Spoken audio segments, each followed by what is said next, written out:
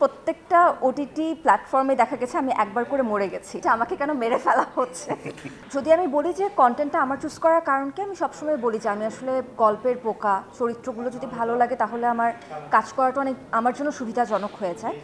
তো রাকেশ ভাই যখন আমার কাছে প্রথমে এই গল্পটার প্রস্তাবনা নিয়ে আসেন, তখন উনি আসলে আমাকে মাহার চরিত্রটি প্রস্তাব করেছিলেন। চরিত্রটি নির্দ্বিধায় অনেক সুন্দর ছিল, অনেক সাহসী ছিল, কিন্তু আমি যেখান থেকে না করেছি তার রিজন ছিল যে আমাকে কেন মেরে ফেলা হচ্ছে।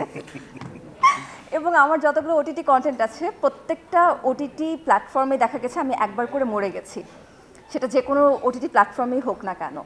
তো আমি চাইনি আসলে নতুন করে আবার আমি মরে যাই কোনো নতুন প্ল্যাটফর্মের জন্য, নতুন ওটিটি প্ল্যাটফর্মের জন্য। তখন আমি বলি যে ভাইয়া আসলে আমি এই চরিত্রটি করতে চাচ্ছি না, এটা ছাড়া আপনি আমাকে অন্য আর কোনো অপশনে ভাবতে পারেন কি না।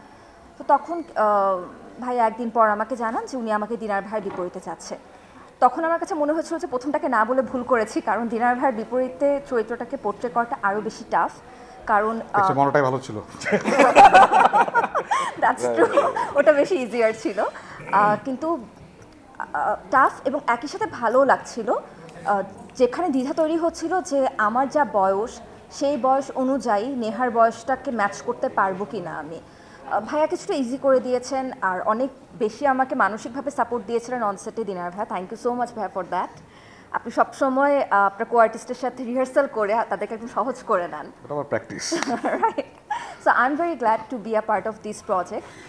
ননসেন্সে আমার পারফরমেন্স নিয়ে আমি কিছু বলবো না, কারণ আমি সবসময় বিলিভ করি আমি প্রচুর অ্যামেচার পারফরমেন্স দিই, কিন্তু খুব ভালো একটা গল্পের সাথে যুক্ত হতে পেরেছি, খুব ভালো সহশিল্পী পেয়েছি, একজন ভালো নির্মাতা পেয়েছি, এবং একটা ডিফারেন্ট ক্যারেক্টার আমি পোর্ট্রে করতে পেরেছি। তার জন্য আমি অনেক বেশি হ্যাপি ছিলাম আসলে ননসেন্সে কাজ করতে।